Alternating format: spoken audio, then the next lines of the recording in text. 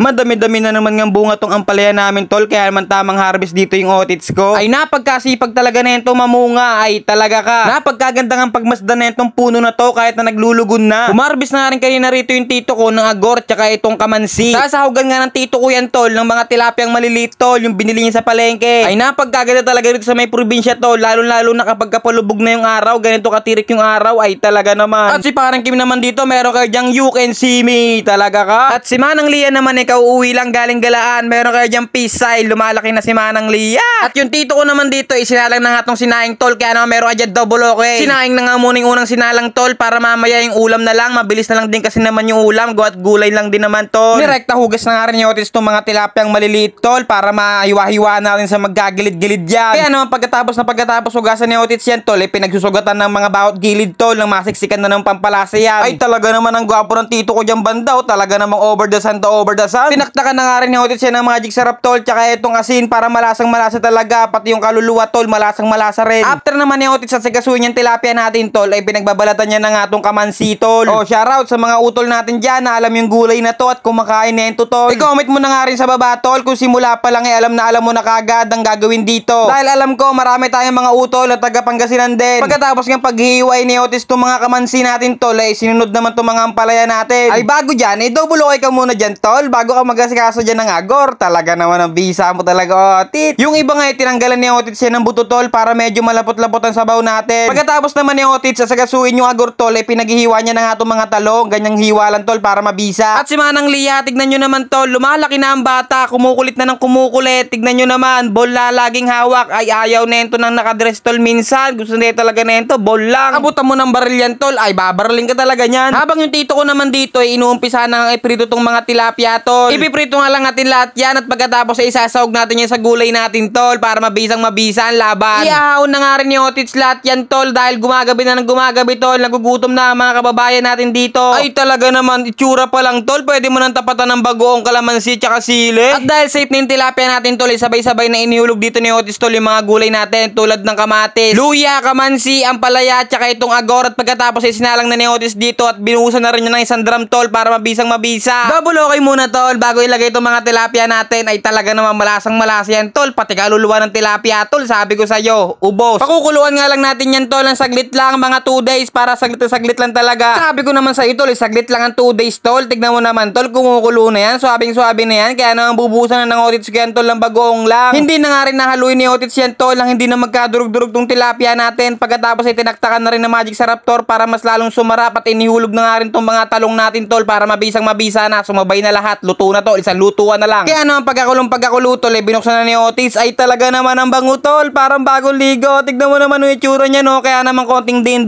lang tol at bawal nga haluin para hindi na magkadurog-durog, ay husgahan na ni otis yan. Kaya naman pagkasandok, hinipa lang ng mga 4 para sureball na malamig at paghigop na paghigop.